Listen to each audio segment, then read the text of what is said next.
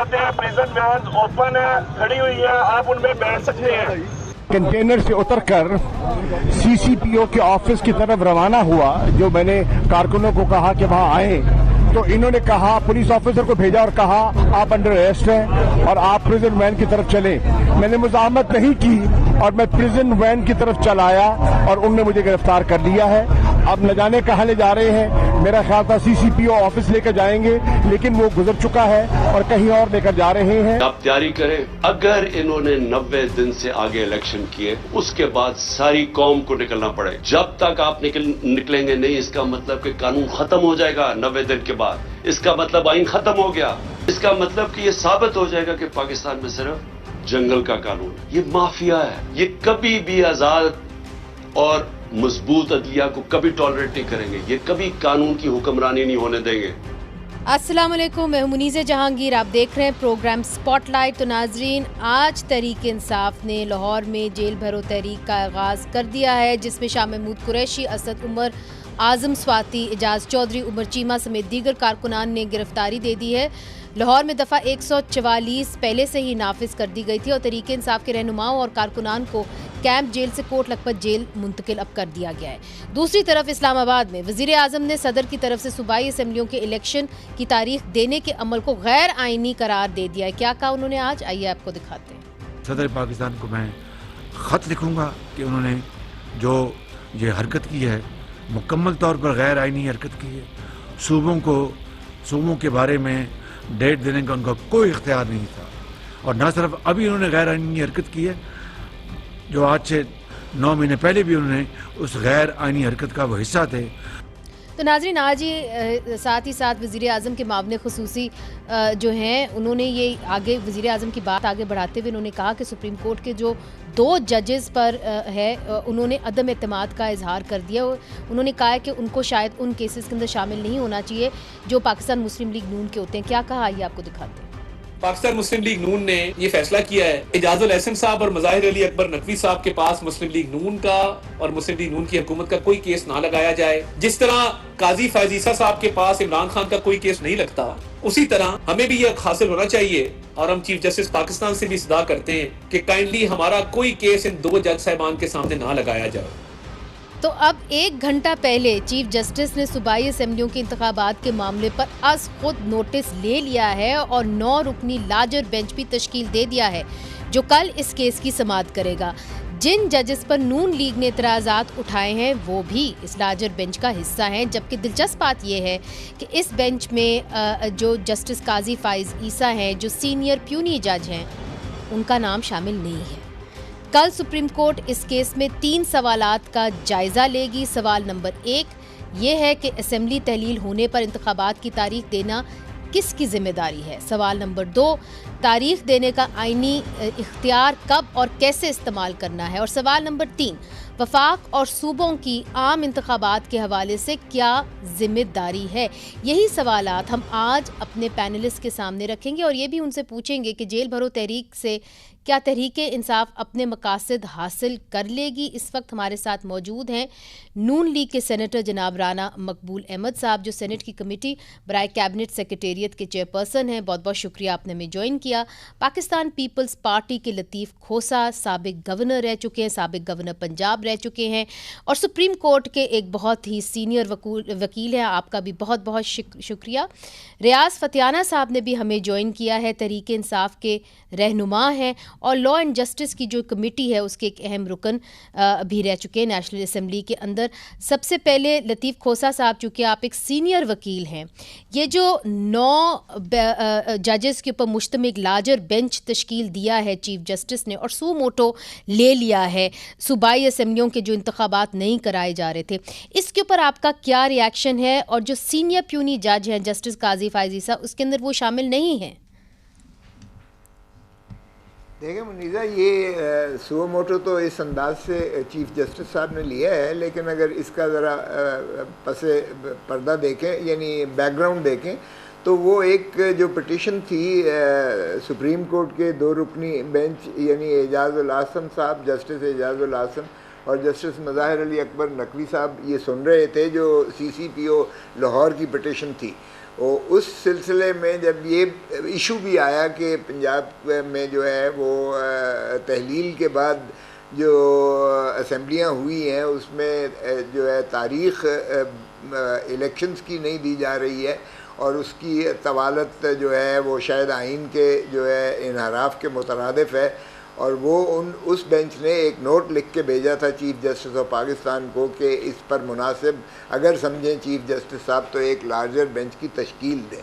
और उस पर जो है सुओ मोटो चीफ जस्टिस साहब ने उस जज फाजिल जज साहिबान की उस यानी वो जो उन्होंने लिख के भेजा था मुरासला, उसकी बुनियाद पर ये सुओ मोटो हुआ है। तो इसलिए उसमें तो ये 2 जजेस और यही हमारा ज़ाब्ता है सुप्रीम कोर्ट का कि जो जज साहिबान ये तजवीज़ करके भेजते हैं चीफ जस्टिस को, वो उस रुकन का लाजमी जुज़्व होते हैं, वो तो इंक्लूडेड होते हैं।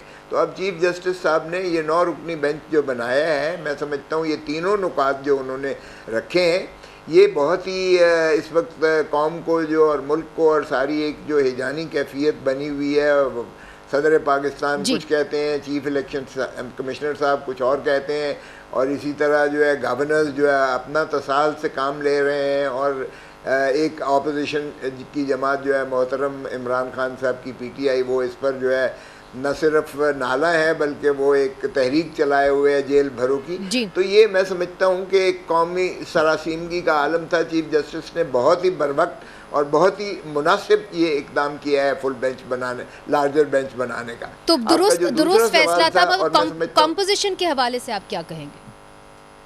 मैं उसी पर अर्ज करने लगा था, मुनासिब होता कि जस्टिस काजी फ़ायज़ ईसा साहब जो सीनियर प्यूनी जज हैं और जस्टिस तारिक मसूद साहब जो उसके बाद यानी तरतीब में सीनियर मोस्ट जजेस में आते हैं काजी साहब के बाद, उनका अगर वो इंक्लूजन होती इस बेंच में तो ज़्यादा मुनासिब होता, कोई मुज़ायका नहीं था। मगर फिर हैविंग सेड दैट ये चीफ जस्टिस साहब का प्रेरोगेटिव है और ये जो है तयशुदा बात है कि ये चीफ जस्टिस का इस्तेहकाक है। मैं नहीं समझता कि इस बात को कोई मुतनाज़ा बनाया जाए या जिस तरह आपने कहा है इसको मुतनाज़ा बनाना ना गैर मुनासिब होगा। माशाअल्लाह 9 जजेस जो हैं वो सीनियर मोस्ट जजेस हैं और सुप्रीम कोर्ट तक आपको पता ही है जब जज पहुंचता है तो वो कितना तजर्बेकार होता है और उन्होंने हल्फ ली हुई है आइन की पासदारी। और एक बात आज ही मुझसे जो है वो इल्हाम तो मुझे नहीं आता है लेकिन मैं वसूख से कह सकता हूँ कि ये आइन की बालादस्ती को तस्लीम करते हुए ये मुसल्लम करवाएंगे और ये इंश्योर करेगी सुप्रीम कोर्ट के लार्जर बेंच के 90 दिन के अंदर तहलील से ये इलेक्शंस इनकाद इस पर यकीनी बनाएगी सुप्रीम कोर्ट। आप ये मुझसे आज ही लिखवा लें। अच्छा, बड़ी अहम बात आपने की है, इसमें मैं वापस आऊंगी चूँकि आपने बहुत ही अहम बात की, मगर आपने एक और भी बात की कि जी मुतनाज़े जो है हमें नहीं करना चाहिए इस बेंच को। तो राना मकबूल साहब, क्यों आपकी पार्टी मुतनाज़े कर रही है इस बेंच को जिसके अंदर जस्टिस मुज़ाहिरुल नकवी भी हैं, फिर उसके अंदर जस्टिस एजाजुल एहसन भी हैं? देखिए जी मुनीदा, ये बात वैसे ही भली नहीं लग रही, सच्ची बात तो है, with all respect and regard. The second senior most honourable जज ऑफ द सुप्रीम कोर्ट जिसने चीफ जस्टिस बनना है, अगर आप ओवरलुक कर दें और फिर उसके बाद जो सीनियर हैं सरदार साहब जो हैं, सरदार तारिक साहब, उनको भी ओवरलुक कर दें। मैं तो चाहूँगा अगर कोई सुन रहा हो तो मेरी तो अपील ये होगी कि इन दोनों को भी इसी बेंच में शामिल किया जाए।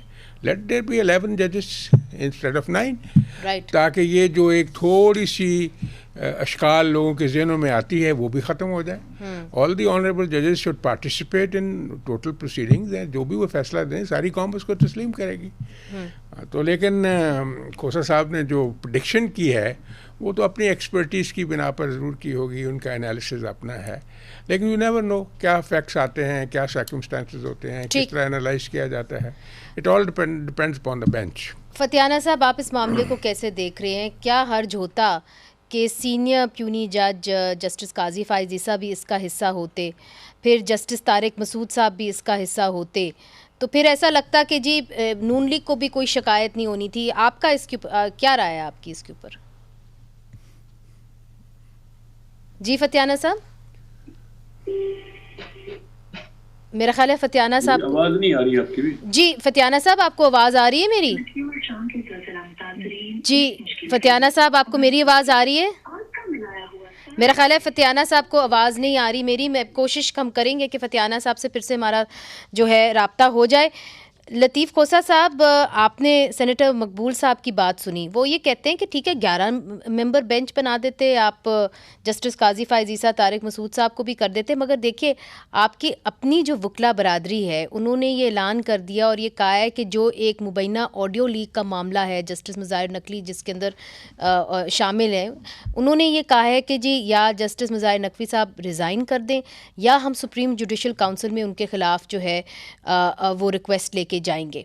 तो फिर कॉम्पोजिशन के ऊपर सवालिया निशान तो उठेगा ना जी। देखिए उन्हीं की ईमा पर ये जो है फुल बेंच बना है, उन्हीं की ईमा पर ये जो है सुओ मोटो लिया गया है, उन्हीं के मरासले पर जो चीफ जस्टिस को लिखा है उसी बेंच ने उन्हीं पर लिखा है। तो ये बुनियादी तौर पर तो उन्होंने ही महसूस किया कि एक ऐसा आईनी डेविएशन हो रही है, आइन से इनहराफ हो रहा है जिस पर अमलदारी के लिए एक लार्जर बेंच बनना चाहिए। तो मुझे समझ नहीं आती है कि अगर इस तरह से हम यानी बाहर की ख्वाहिशात पर किसी को जो है मुअत्तल कर दें या इस्तीफ़े पर मंजूर करना शुरू कर दें, यानी मजबूर करना शुरू कर दें, तो फिर मेरा नहीं ख्याल कि ये जो है बार कमा हक्का हु अपना फरीज़ा जो है जो उनको मंसूब जो उनके सपोर्ट है यानी legal practitioners and bar council act के ताबे उसको जो है वो कमा हक्को उससे जो है नबुर्द आजमा हो रहे हैं। हाँ अलबत्ता अगर हमने किसी पार्टी के कहने पर हमने जो है उनकी हमनवा बनना है, जिस तरह हमें पिछली दफ़ा ये एतराज़ था कि ये कौन सुप्रीम कोर्ट का क्यों इस्तेमाल किया जा रहा है लोगों के सुप्रीम कोर्ट बार का कि जी उम्र कैद ख़त्म कर देनी चाहिए। ओ भाई ये अगर किसी की नालिश है तो वो अपना ज़ाती तौर पर उसकी नालिश करे, लेकिन पाकिस्तान की वकला किसी भी फरीक का किसी भी पार्टी के वो स्पोक्स पर्सन नहीं हो सकते, ना उनकी तर्जमानी कर सकते हैं, ना उनकी ख्वाहिश के ऊपर चल सकते हैं। ठीक है, तो आपकी राय कुछ मुख्तलिफ है। ये गैर मुनासिब था। अच्छा, ये गैर मुनासिब है बिल्कुल। ये जजेस को कभी मुतनाज़ा नहीं बनाना चाहिए हमारे अदारे को। अगर एक दफ़ा इंसाफ का अदारे जो है वो मुतनाज़े हो जाते हैं तो खाकम बदहन फिर आपकी खाना जंगी शुरू हो जाएगी। नहीं बिल्कुल दुरुस्त, मगर लतीफ़ खोसा साहब कता कलामी माफ, शायद इसलिए भी जजेस मुतनाज़े हैं और अदलिया मुतनाज़े है चूँकि भुट्टो साहब का भी केस जो है उसको आप खुद पाकिस्तान पीपल्स पार्टी जो है उसको एक जुडिशल मर्डर करार दे चुकी है, बल्कि बाकी सारे लोग जो हैं पाकिस्तान के अंदर वकला ख़ास तौर पे इसको जुडिशल मर्डर मानते हैं। मगर इस बात को छोड़ के फतियाना साहब आपकी जानिब आऊँगी। एक तनकीद की जा रही है जेल भरो तहरीक, आपने उसका आज आगाज़ किया, आपके जो लीडरान हैं उनको कोट लखपत जेल भी अब मुंतकिल कर दिया गया है। तो ये लोग पूछ रहे हैं कि जी इमरान खान साहब जो हैं उनके पास एक अच्छा मौका था मगर उन्होंने अपनी प्रोटेक्टिव हिफाजती बेल करा ली, तो क्यों नहीं उन्होंने अपने से आगाज़ किया जेल भरो तहरीक का? देखें, इससे पहले कि आपके सवाल का जवाब दूं, मैं सरदार लतीफ़ खोसा साहब जो माशाल्लाह अटारी जनरल पाकिस्तान भी रहे हैं, सीनियर सियासतदान हैं, उनकी बात से फुल्ली इत्तफाक करता हूँ कि हमें आला जजेस को मुतनाज़े नहीं बनाना चाहिए। जस्टिस इजाज़ुल हसन साहब लाहौर हाई कोर्ट के चीफ जस्टिस रहे हैं, जस्टिस मुज़ाहिर अली नकवी साहब खुद बहुत सीनियर जज हैं और हमें तमाम जजेस पर एतमाद है। पाकिस्तान तहरीक इंसाफ ने कभी ये सियासत की कि जजेस को मुतनाज़े करें और उन पर कीचड़ उछाले। हमें इस मौके पर इस बात की हौसला शिकनी करनी चाहिए कि फ़लाँ जज हो, फ़लाँ जज ना हो, फ़लाँ चीफ जस्टिस हो, फ़लाँ ना हो, मर्ज़ी का रेफरी हो, मर्ज़ी का जज हो, तो मुल्क कैसे आगे चलेगा? और दूसरा आपने सवाल किया कि जेल भरो तहरीक, ये हमारी टैक्टिस, हमारी हिकमत अमली का हिस्सा है। वक्तन फ़क्तन हम नई हिकमत अमली के तहत एक नई मूव चलाते रहते हैं और आपने देखा कि हमारी तमाम हिकमत अमली कामयाब रही है। आज अवाम हर सतह पर हर तरफ से हमारे साथ खड़ी हुई है। सबसे मकबूल जमात, सबसे वोट बैंक जिसका टेस्टर क्या है, क्राइटेरिया यार्डस्टिक एक वो है इलेक्शन। 17 जुलाई का इलेक्शन 75% रिजल्ट, 10 अक्टूबर का इलेक्शन 80% रिजल्ट। तो अब यही वजह है कि आज इंतखाब से PDM भाग रही है।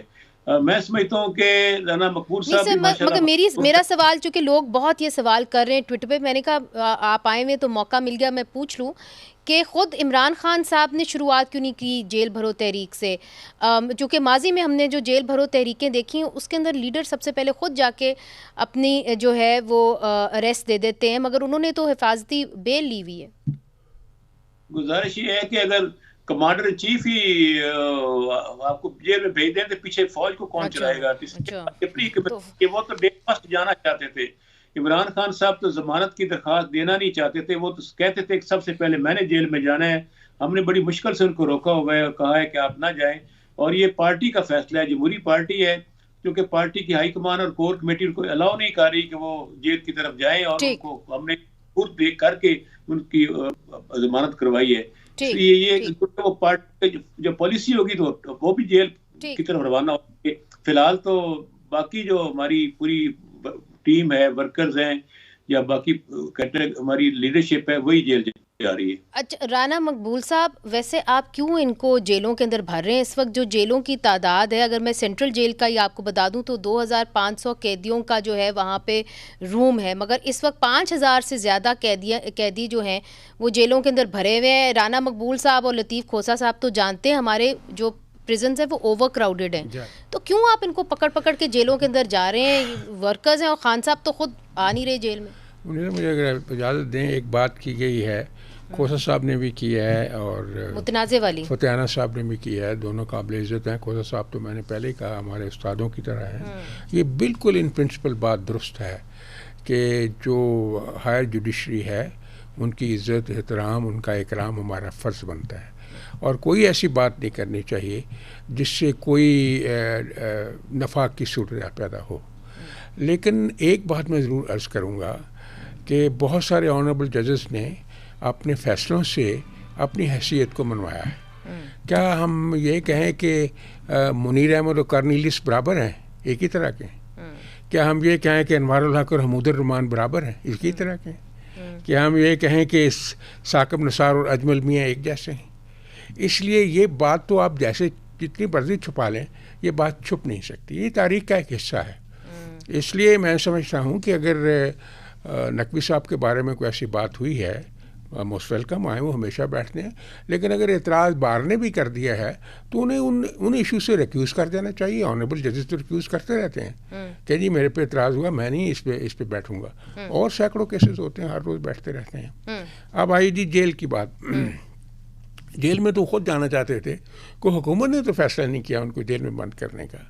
और प्रेसिडेंट मगर एक जगह ज़रूर ये बात कही गई कि इमरान खान साहब की जो अगर मंशा होगी या उनकी ख्वाहिश होगी कि हम वर्कर्स को जेल में भरें, तो हम वर्कर्स को जेल में भरेंगे नहीं, क्योंकि जहाँ ये गए हैं वहाँ पे मेरा ख्याल है 5000 कैदी ऑलरेडी मौजूद हैं और कैपेसिटी सिर्फ 2500 की है एक रिपोर्ट नहीं, के उसमें मुताबिक। कोई ज़रूरी नहीं कि उनको, मैं नहीं समझता कि उनको रखना चाहिए हमेशा के लिए।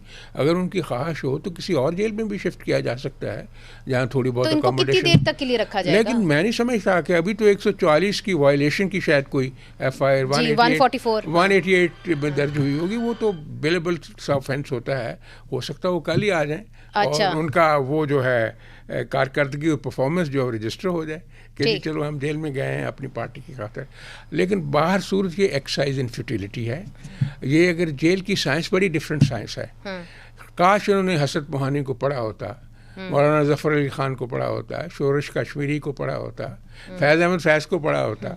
ये क्या चीज़ें हैं, किस तरह होता है ये जेलें जो हैं भरने का, वो और चीज़ है। ये बड़ी फ्रीडम फाइटर्स की बात होती है। चलो अच्छा है इन्होंने उनको इमिटेट करने की मेरा ख्याल है यहाँ पे कम से कम मैं ये कह सकती हूँ कि लतीफ़ खोसा साहब ने जो है जेल भुगती है। हमने खुद देखा है कि कैसे वो भी जेल गए, तो जेलों का जो हाल है सारे सियासतदानों को पता है। तो लतीफ़ खोसा साहब इसीलिए शायद सवाल किया जाता है। तो आपसे एक सवाल करूँगी वक्फे के बाद, और वो ये है कि पाकिस्तान मुस्लिम लीग नून ने तो एक ये कानून भी निकाला है जिसके ऊपर बड़ी कॉन्डेमनेशन आई है। इंटरनेशनल प्रेस इंस्टीट्यूट ने कंडेम किया है, रिपोर्टर्स विदाउट बॉर्डर्स ने कंडेम किया है, और उस कानून के तहत जो भी अदलिया को और फौज के ऊपर तंकीद करेगा तो उसको 5 साल की सज़ा हो सकती है। अब सवाल ये है कि ख़ुद जो हुक्मरान जमात है ऑपोजिशन में आने से पहले ही तनकीद करते हुए नज़र आ रहे हैं अदलिया के ऊपर। तो इस हवाले से भी हम बात करेंगे कि कानून भी देख के बनाने चाहिए। वक्फा लेते हैं, वक्फे के बाद हाजिर होते हैं। वेलकम बैक नाजरीन। ब्रेक से पहले जैसे कि मैंने आपको बताया कि एक बिल प्रपोज़ किया है पाकिस्तान मुस्लिम लीग नून के ने कि जी अगर आप अदलिया के ऊपर या कि आप फ़ौज के ऊपर अगर तनकीद करेंगे तो आपको 5 साल की सज़ा भी हो सकती है। राना मकबूल साहब, आप आजकल जो है तनकीद कर रहे हैं 2 जजेस के ऊपर और बिल्स जो हैं आप ये प्रपोज़ कर रहे हैं। देखिए जी, बिल तो अभी कमेटी में आया नहीं, तो कमेटी तक पहुँचे तो since I am on this law and justice committee in the senate, हाँ, और इसमें इस तरह के लॉज जो हैं हमारे पास आते हैं तो हम उसको पूरी तरह एनालाइज करेंगे। आम जो व्यू सेनेटर्स का वो ये है कि they will not approve it so comfortably. उसकी वजह इसकी नीटी क्रिटिस देखनी है, क्योंकि वो देखते हैं कि पार्लियामेंट के ऊपर तो आपने पहले ही कदगन बड़ी लगाई हुई है आर्टिकल 63 में। पार्लियामेंट जो है ना आर्म्ड फोर्सेस को डिस्कस कर सकती है ना जुडिशरी को डिस्कस कर सकती है, दोनों। हालांकि बाकी मुल्कों में ऐसा नहीं है, बिल्कुल नहीं है। तो इसलिए मैं समझता हूँ कि ये कोई एक्सेसिव ऑब्स्ट्रक्शंस हो जाएंगी।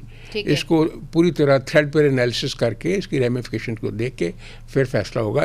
मैंने सेनेटर्स का व्यू आपको बता दिया है। अच्छा लतीफ़ खोसा साहब, आप तो पस मंज़र जानते हैं आर्टिकल 63 का, तो आप ये समझते हैं कि जो आर्टिकल 63 है वो कॉन्स्टिट्यूशन के अंदर जो है उसकी अब इस माहौल के अंदर जगह बन रही है या इसके अंदर तरमीम होनी चाहिए?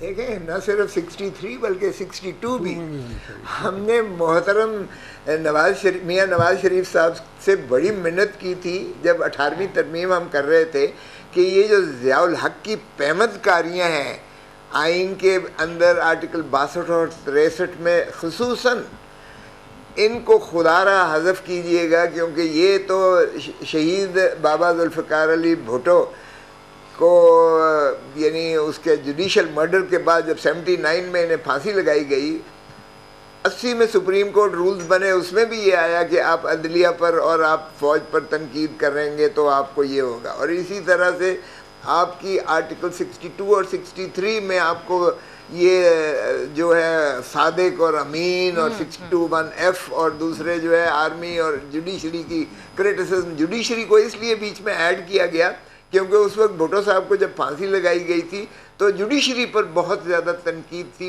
इंटरनेशनली भी और पाकिस्तान के अपने अंदर भी, और हमारी कम्युनिटी लीगल फ्रेटर्निटी में बहुत ज़्यादा कंडेमनेशन थी। तो वो उसके लिए उन्होंने ये रखे थे, ये किए थे। हमने बड़ी मेहनत की PMLN को कि इनको भी हज़फ करें। हमने 135 तरामीम आइन में की थी, लेकिन PMLN ने उस वक्त हमारी बात ना मानी और ये हज़फ न किए, और नतीजा ये हुआ कि मोहतरम नवाज शरीफ साहब आज उसी की जद में लाइफ बैन की भुगत रहे हैं। तो ये देखिए, ये बिल्कुल हम पीपल्स पार्टी इसकी मुखालफत करेगी। ये बिल जो PMLN ने प्रपोज किया है कि 5-5 साल सजा कर दी जाए, पीपल्स पार्टी इसकी मुखालफत करेगी। और जिस तरह राना साहब ने कहा, the sense of the house of the parliament, both houses, is that this will be rejected, this bill will not. इसमें मेरी एक सबमिशन आप सुन लीजिए जरा। इस मैं आपकी जानिब आती हूँ, मैं जरा फतियाना साहब को भी शामिल कर लूँ। मैं जरा लॉ की बात इससे कनेक्टेड है। These laws are already existing, having safeguards to preserve the respect and prestige of the courts as well as the armed forces. भाई PPC है, उसमें सेक्शन मौजूद हैं सभी की ये लाने की जरूरत क्या वो है? यही मैं कह रहा हूँ ना, आप आगे आइए ना जी। और जो कोर्ट्स हैं उनके पास कंटेम्प्ट लॉज हैं, तो ये आप जरूर बात आपकी पार्टी के अंदर शायद लोग आपकी बात नहीं सुन रहे, मगर फतियाना साहब से भी पूछ लेते। फतियाना साहब तो आया नहीं, मैंने तो क्लैरिफाई कर दिया है। ठीक है, आप खुद जाती तौर पे यू डोंट एग्री और कई लोग आपने बताया PMLN से हु डोंट एग्री, मगर फतियाना साहब आपका भी जो लीडर है ये ना हो कि जो ये कल गलती कर चुके हैं वो आज आप गलती करें। तो आपकी क्या राय है इसके ऊपर? 62, 63 सादिक और अमीन, इसका तरमीम होनी चाहिए कि नहीं? जी, मैं सरदार की बात से फुल्ली आर्टिकल 3 ये तो डिक्टेटरशिप की है, इसको वापस होने के आइन को ट्रांसपेरेंट और पब्लिक फ्रेंडली, डेमोक्रेसी फ्रेंडली होना चाहिए। और फिर ये है कि अब कोई भी मुकद्दस गाय नहीं होती, कहीं भी हर शख्स को डिस्कस किया जा सकता है। अगर मेंबर पार्लियामेंट को, वज़ीर आज़म को, सदर को डिस्कस किया जा सकता है तो किसी और को क्यों नहीं किया जा सकता। और कोई फरिश्ता नहीं है, इसमें हर्ज नहीं है। इससे बल्कि ज़्यादा बेहतर इदारे मजबूत होंगे और अवाम के दिलों में रिस्पेक्ट ज़्यादा होगी। अब देखें सोशल मीडिया पे क्या कुछ नहीं होता, बड़े बड़े लेकिन आप कुछ चीज़ों को कंट्रोल नहीं कर सकते। मेरा ख्याल है हमें रवायात को बेहतर करना होगा और इतने संगीन कानून बनाने की जरूरत नहीं है जो कल आपके गले में ही पड़ जाए। जो किसी के लिए कुआं खोदता है खुद उसमें गिरता है। तो हमें ऐसी पैबंदकारी आइन में नहीं करनी चाहिए जिसका खमियाजा बिल आखिर कौम को और फिर वो पैबंद करने वाले खुद भी इसमें फंसते हैं, ट्रैप होते हैं। ठीक, मगर एक और अहम सवाल ये भी है फतियाना साहब कि अब आपके सदर के खिलाफ जो है रेजोल्यूशंस मूव करने के लिए तैयार है JUIF नेशनल असेंबली के अंदर और सेनेट के अंदर, कि जो उन्होंने तारीख दी है इलेक्शंस की, सूबाई इलेक्शंस की, वो गलत तारीख दी है, वो गैर आईनी है। आप इस पे क्या कहेंगे? देखें, इलेक्शन 2017 जो है उसका सेक्शन 57 बड़ा वाज़ेह है कि सदर ममलिकत को अख्तियार है कि इलेक्शन के सिलसिले में हदायत जारी कर सकते हैं।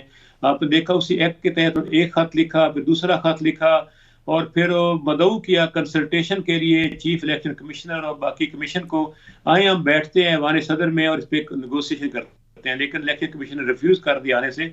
अब ज़ाहिर है सदर ममलिकत तो एक सरबराह रियासत है, पार्लियामेंट का हिस्सा है, क्योंकि सदर, नेशनल असेंबली और सेनेट तीनों मिलकर पार्लियामेंट बनती है और वो तीनों मुसल्लह फौज और तमाम इदारों की रियासत के सरबराह हैं। तो अगर उन्होंने मदऊ किया था तो मेरा ख्याल है इलेक्शन कमीशन वहाँ चला जाता। और अब सुप्रीम कोर्ट ने नोटिस लिया है, 9 सीनियर जजेस ने, जो हमारे लिए इंतहाई काबिल एहतराम मोहतरम है। कल 2 समाअत होगी। मुझे पूरा यकीन है आर्टिकल 224 के तहत 90 दिन के अंदर असेंबली तोड़ने की शक्ल में इंतखाबात। जी, ऐसा ही लग रहा है। आपकी आवाज़ थोड़ी कट कट के आ रही है, मगर आपकी जो बात है हमें समझ में आ गई है कि आप ये उम्मीद करें कि ये जो 9 रुकनी बेंच है, लार्जर बेंच जो तश्कील दिया है, कि ये अब इसका फ़ैसला करेगा इनके इंतखाबात की तारीख जो है वो देना किसकी ज़िम्मेदारी है, और इधर ये बात क्या तयन हो जाएगा। मगर क्या ये एक्सेप्टेबल होगा तमाम सियासी जमातों को, ये हम पूछेंगे अपने जो सियासतदान हमारे यहाँ पे आए हुए, लीडरान आए हुए, उनसे पूछेंगे वक्फे के बाद। वेलकम बैक नाजरीन। 2 मोशंस या रेजोल्यूशंस कह लें नेशनल असेंबली और सेनेट के अंदर तैयार हो रहे हैं सदर पाकिस्तान के ख़िलाफ़ कि उन्होंने सूबाई असम्बलियों की तारीख अनाउंस करके जो है गैर आइनी काम किया है। वो JUIF की तरफ से तैयार हो रहे हैं। राना मकबूल साहब, आपकी पार्टी का भी यही मौक़िफ़ है इस हवाले से। तो इधर आपके जो इत्तेहादी हैं जिस तरह लतीफ़ खोसा साहब, वो भी ये बात कह चुके हैं कि जी ज़ाहिर है फिर सदर ही करेंगे अनाउंस अगर गवर्नर ने नहीं किया तो। देखिए, इसमें कंसल्टेशन सारी पार्टियों को, जो एलाइज की बात कर रही हैं, ये कंसल्टेशन के बाद ही फैसला होगा कि क्या करना है और जो रेजोल्यूशन उसके क्या कंटूर्स होंगे। ये नहीं कि एक पार्टी जो अपनी मर्ज़ी से इसको बना ले और वो सारे इसको सपोर्ट कर दे। जो इसका प्रिलिमिनरी एनालिसिस है होगा, उसके बाद ये फैसला होगा कि किस तरह की ये बनेगी। Of course Peoples Party being the major ally of this total political alliance, तो उनका रोल तो बहुत ज़्यादा होगा। ये तो नहीं कि उनको आप छोड़ दें और बाकियों की ओपिनियन के साथ एक रेजोल्यूशन दे दें, ऐसे होगा नहीं। और आप इंतखाबात की जो डेट जो आप कह रहे हैं कि जी आज भी राना सनाउल्लाह साहब ने कहा कि आप सूबाई असम्बलियों के जो इंतखाबात हैं वो इकट्ठे करें, अक्टूबर में जो आम इंतखाबात होने हैं, मगर इसके ऊपर पाकिस्तान पीपल्स पार्टी की जो राय मुख्तलिफ है। लतीफ़ खोसा साहब, क्या राय है इसके ऊपर पाकिस्तान पीपल्स पार्टी की? देखें, हम समझते हैं कि ये मुल्क मुतहम्मिल नहीं है कि एक 100 अरब जो है अब लगे सूबाई असम्बलीज के इलेक्शंस पर अखराजात खर्चे हों। Almost 2/3 of Pakistan would be in the process of elections, यानी 532 के करीब या 500 कितने जो हैं वो तो सूबाई असम्बली के हलकों में इलेक्शंस होंगे। तो उसके बाद जो है 4 महीने या 6 महीने के बाद फिर 100 अरब रुपया लगे एंड ऑल दैट इसी वो केओस और कन्फ्यूजन और एक स्टेट ऑफ अनसर्टेनिटी पाकिस्तान उसकी क्या मुतहम्मिल है। तो बेहतर तो आइडियल यही है कि बैठ कर खुदारा अब अगर पाकिस्तान तहरीक इंसाफ के MNAs को हाई कोर्ट ने रिस्टोर कर दिया है, बहाल कर दिया है, तो अब आके अपना किरदार अदा करें पार्लियामान में आके, और बैठकर जो है आगे पीछे 2-3 महीने आगे पीछे हो जाएगा, कोई क़यामत नहीं आ जाएगी। I think you need a political consensus. Political stability होगी तो ही इकोनॉमिक स्टेबिलिटी होगी, मुल्क में स्टेबिलिटी आएगी, और हमारे अवाम को भी कोई यकीन होगा कि सियासतदान भी अपने मामलात को आइडियल सिचुएशन है करने के मुताबिक है। पाकिस्तान पीपल्स पार्टी के लिए वो यही होगी कि सूबाई असेंबलियों के जो इलेक्शंस हैं, आप कह रहे हैं आम इंतखाबात के साथ हो, मगर आम इंतखाबात जो है इसी साल जो अक्टूबर की डेडलाइन है तब हो। नहीं, तब नहीं हो। 12 अगस्त को इनकी 5 साल पूरे हो जाते हैं कौमी असेंबली के। कोई कयामत नहीं आएगी अगर सितंबर में हो जाएंगे इलेक्शन, 1-2 महीना आगे कर दें, लेकिन इकट्ठे इलेक्शंस करवाएं। मगर having said that, still we would want that the constitution, जो भी आइन कहता है आइन के मुताबिक किया जाए। ये मैं बात कर रहा हूँ कंसेंसस की। अगर कंसेंसस होता है, अगर कंसेंसस नहीं होता तो सूबाई असेंबली के इलेक्शंस 90 दिन के अंदर बिल्कुल होने चाहिए। ये आइन का तकाजा है, इस पर कोई कॉम्प्रोमाइज़ नहीं हो सकता है। आइन से मावरा पीपल्स पार्टी ने कभी सोचा नहीं है। आइन का ये खालिक है और आइन का तहफ़्फ़ुज़ करेगी और आइन के मुताबिक चलेगी। आपने कंसेंसस की बात की, तो क्या कंसेंसस के लिए कोई दरवाज़ा खुला है? फतियाना साहब, आप तो लीड कर सकते हैं अपनी पार्टी को नेशनल असेंबली के अंदर, अभी तक आप लोग वापस नहीं आए नेशनल असेंबली के अंदर, उसकी क्या वजह है? और क्या ये सारे मामला अदालत में ही तय करेंगे, जज साहिबान ही तय करेंगे, या कि आप समझते हैं कि सियासतदान मिल के कोई कंसेंसस कर सकते हैं और सारे इलेक्शन आप 2 महीने पहले इकट्ठे कर लें, लेट्स से अगस्त सितंबर के अंदर? Is that a possibility? गुजारिश ये है कि जहाँ तक कौमी असम्बली में वापस आने का तल्लुक है, 43 MNAs ने अपने इस्तीफे विड्रा कर लिए थे, और इसके बावजूद हमारे इस्तीफे बैक डेट में एक्सेप्ट करके भिजवाए गए, और फिर 1 दिन बाद 24 को नेशनल असम्बली ने, और 1-2 दिन बाद इलेक्शन कमीशन ने उसको नोटिफाई किया, जिसको हमने चैलेंज किया। हाई कोर्ट ने इलेक्शन कमीशन की नोटिफिकेशन सस्पेंड कर दी है, लेकिन स्पीकर साहब की नोटिफिकेशन सस्पेंड नहीं हुई।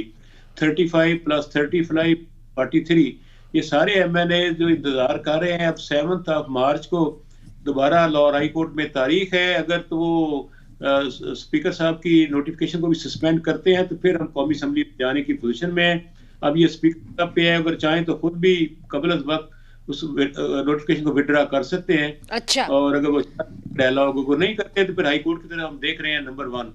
नंबर 2, ये बात तो बड़ी वाज़ेह है, आर्टिकल 224 के तहत 90 दिन के बाद इलेक्शन नहीं, इसके विद 90 डेज इलेक्शन हो रहे हैं। तो उस हिसाब से 13 अप्रैल लास्ट डेट है पंजाब की, और 16 अप्रैल लास्ट डेट है खैबर पख्तूनख्वा की।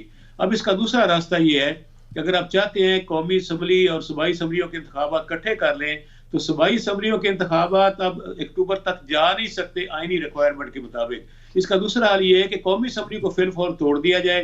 वज़ीर आज़म साहब को अख्तियार है और वो हमारे साथ ही एक डेट पे करवा ले। अच्छा, ले आए 13 या 12 अप्रैल को कौमी असम्बली और चारों सूबाई असम्बलियों के इंतखाबात करवा दिए जाएं। इससे एक दिन में इलेक्शन हो जाएगा, सर। ये कम होगा। ये बड़ी अहम तजवीज़ दी है। मैं इसके ऊपर रिएक्शन जाऊंगी राना मकबूल साहब के। जी, आप बाकी बलोचिस्तान की जो असम्बली है और पंजाब की असम्बली उसको भी डिसॉल्व करें, और सारे बलोचिस्तान और सिंध की और तमाम सूबों के जो हैं इकट्ठे कर लें आप।